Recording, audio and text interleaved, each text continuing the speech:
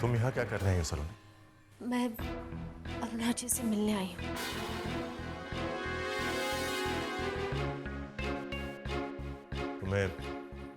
तुम्हें इनसे क्या बात करनी है? अपने सवालों के जवाब चाहिए मुझे।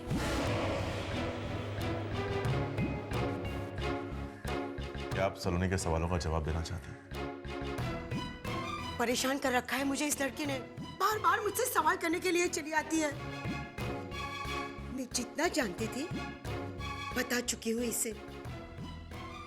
तुम्हें जो इन्फॉर्मेशन चाहिए थी वो ये तुम्हें दे चुकी है। इससे और ज्यादा कुछ जानने के लिए तुम किसी पर जोर नहीं डाल सकती। चलो वैसा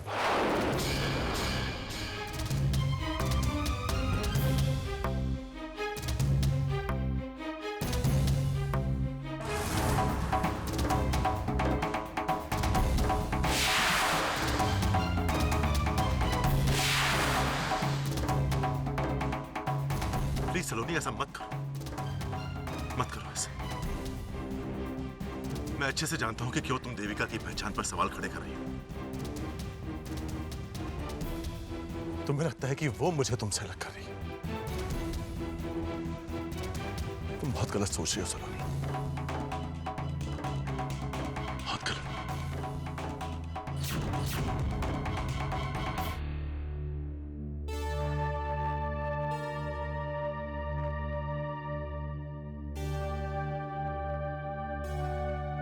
बहुत चाहा था मैंने तुम्हें सर। तुम्हारी जो जगह मेरे दिल में थी वो कोई और कभी नहीं ले सकता।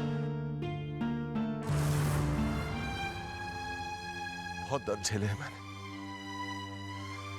लेकिन अब और सहन करने की ताकत नहीं है मुझ में।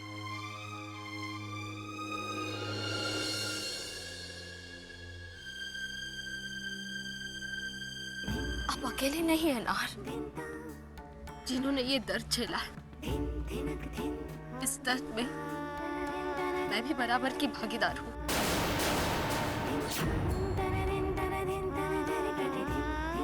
हालांकि हम में वो विश्वास खत्म हो गया है, लेकिन एक दूसरे की बात भी ना सुने। क्या हालात इतने बुरे हो गए हैं। कम से कम अपनी बात कहने का एक और मौका तो दीजिए।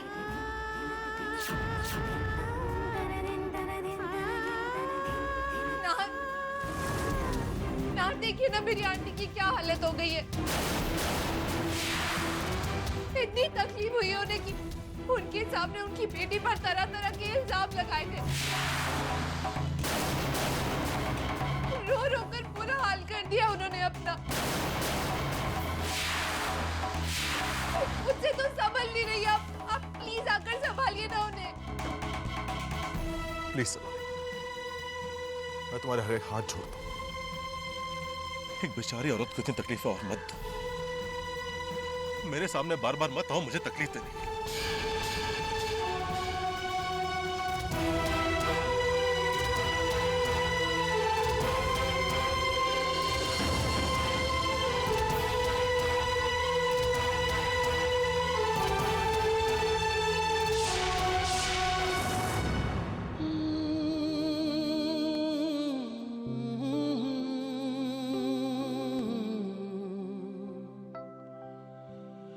प्यार हमको भी है, प्यार तुमको भी है, तो ये क्या सिलसिले हो गए। बेवफा हम नहीं, बेवफा तुम नहीं, तो क्यों इतने गिले हो गए। चलते चलते कैसे ये फासले हो गए।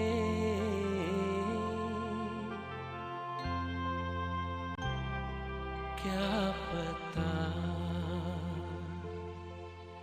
कहाँ हम चले।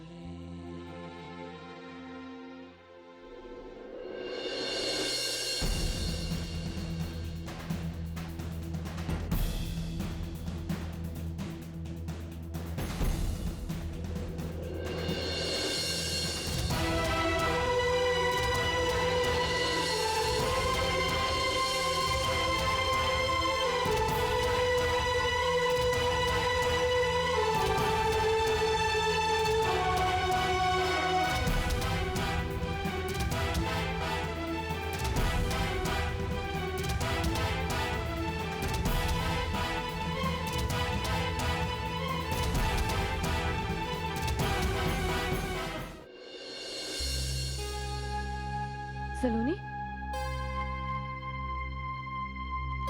क्या हुआ लाडो? तू रो क्यों रही है?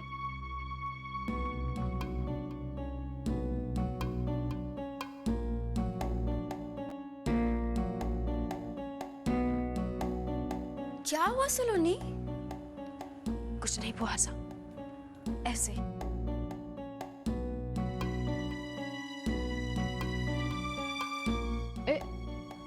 इधर बैठ। कुछ नहीं है, और तेरी आंखें बस यूं ही भीग गई। सच सच बताओ सलोनी, तुम उदास क्यों हो? मैं बताता हूं।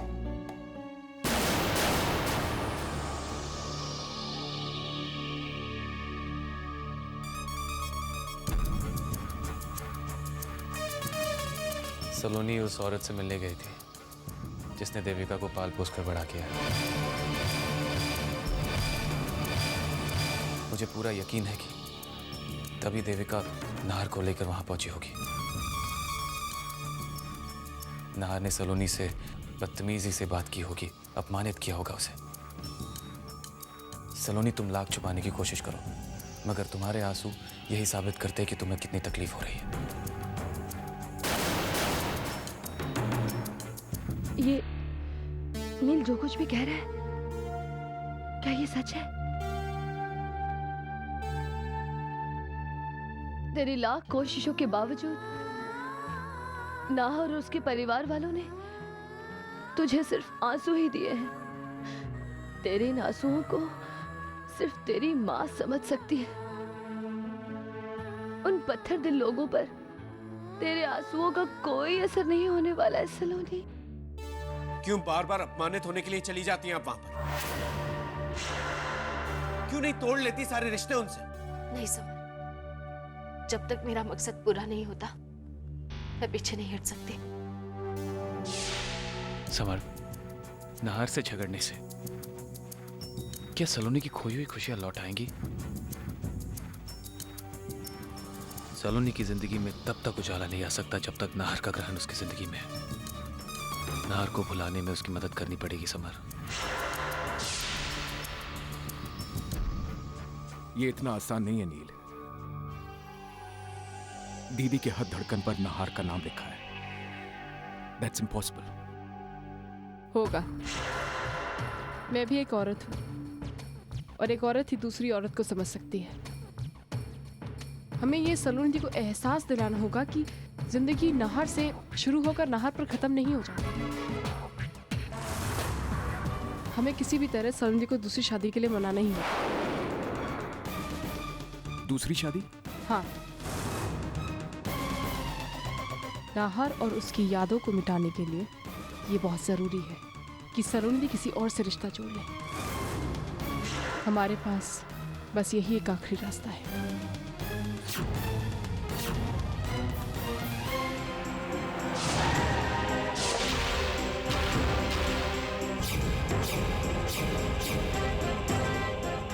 बाहर निकलो नाहर, बाहर निकलो।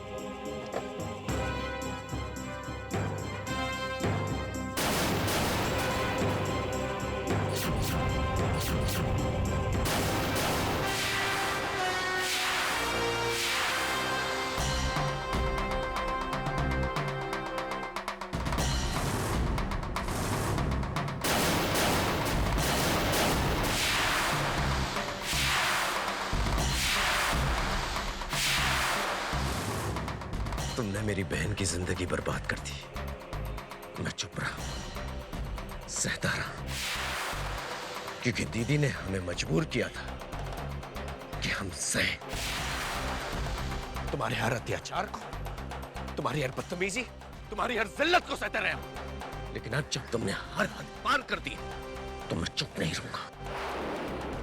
मैं भूल जाऊंगा हर वो रिश्ता जिसके लिए मैं तुम्हारा सम्मान करता था। समर, जो कुछ भी मेरी बात अभी तक पूरी नहीं हुई है। दूसरों की भी बातें सुनना सीखो। अगर तुम्हारे पास दौलत की ताकत है ना, तो मेरे पास मेरी बहन की खुशियों की रक्षा करने का वादा। आइंदा मेरी बहन के आसपास भी नजर आए ना, तो बहुत पछताओगे। एक मिनट समर, तुमने जो कहना था कह लिया। अब जरा मेरी बात भी सुनते जाओ। आज नहीं, आज मैं सुनूंगा नहीं, आज मैं सुनाऊंगा और जरूरत पड़ने पर करके दिखाऊंगा भी।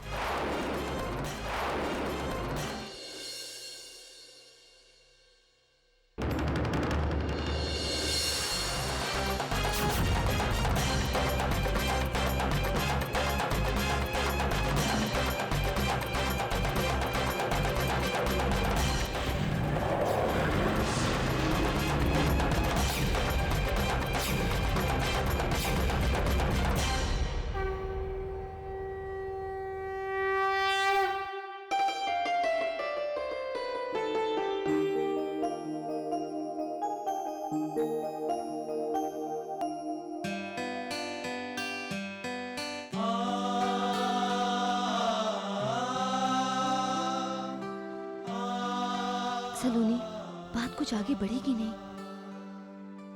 भाभी साहब, मेरी सारी कोशिशें नाकाम जा रही हैं। मेरी हर कोशिश नाहर और मेरे रिश्ते में एक नई चोट कर रही है। जिंदगी में पहली बार अपने आप को इतनी कमजोर, इतनी लाचार महसूस कर रही हूँ। अरे नहीं सलोनी, ऐसे हिम्मत नहीं हारते बेटी। माना कि पहला मोर्चा हार गई तू, लेकिन इस जीत की आखिरी लड़ाई का शंख तो तू ही बजाएगी ना। अरे छोटी मोटी मुश्किलें तो आती रहती हैं, इनसे क्या घबराना। हिम्मत से उनका सामना कर। मैं जानती हूँ कि ये लड़ाई बहुत मुश्किल है, लेकिन दांव पर तुम्हारा सुहाग है। इतनी जल्दी आशा मत छोड़ो। हर उम्मीद नाहर और मेरे बीच बढ़ती दूरियों के साथ खत्म होती जा रही है भाभी साहब। अब तो ऐसा लगने लगा है नाहर और मैं एक दूसरे से बहुत दूर जा चुके हैं। रिश्ते माता जोड़ती है और 7 फेरों का रिश्ता है ये, इतनी आसानी से खत्म नहीं होगा।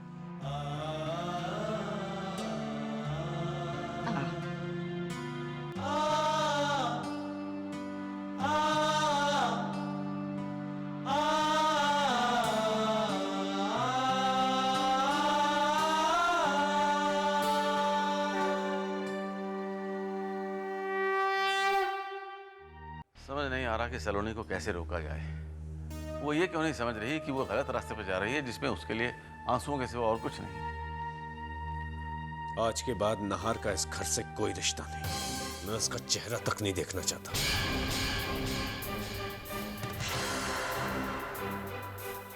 लेकिन इतनी आसानी से माफ नहीं करूंगा मैं उसे।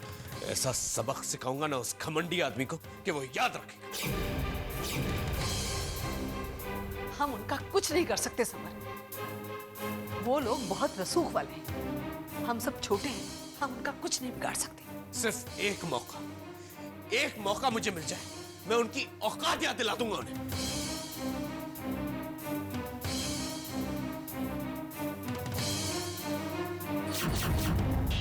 समर, इस तरह जोश से काम लेने से मामले सुलझते नहीं है। तुम इस तरह उनसे टकराओगे, सलोनी को और दुख दोगे और कुछ नहीं।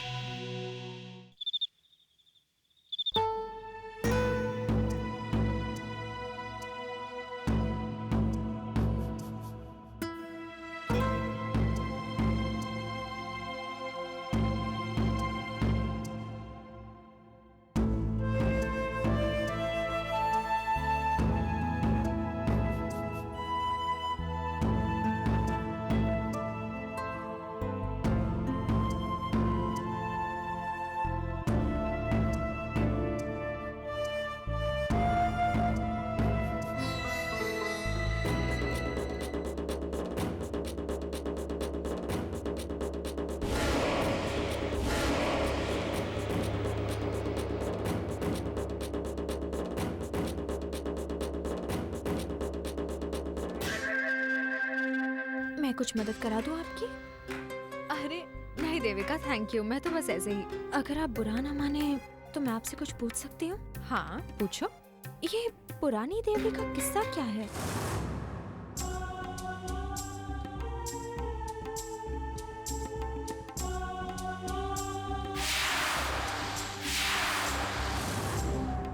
I mean, नाहर के सामने जब भी पुरानी देवड़ी का जिक्र आता है वो कुछ परेशान से हो जाते हैं। हाँ देविका, एक्चुअली वो पुरानी देवड़ी के जिक्र से नाहर को बहुत तकलीफ होती है।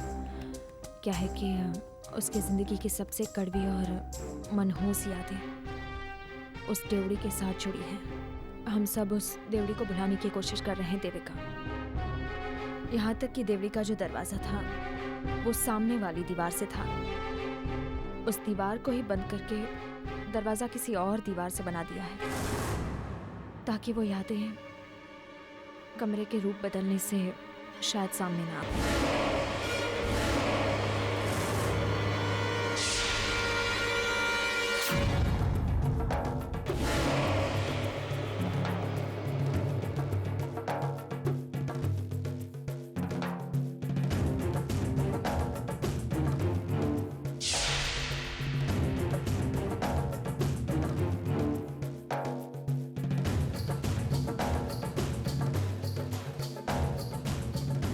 दरवाजे की दिशा बदल दी गई। इसका मतलब वो टाइल बाएं नहीं दाईं तरफ होगी।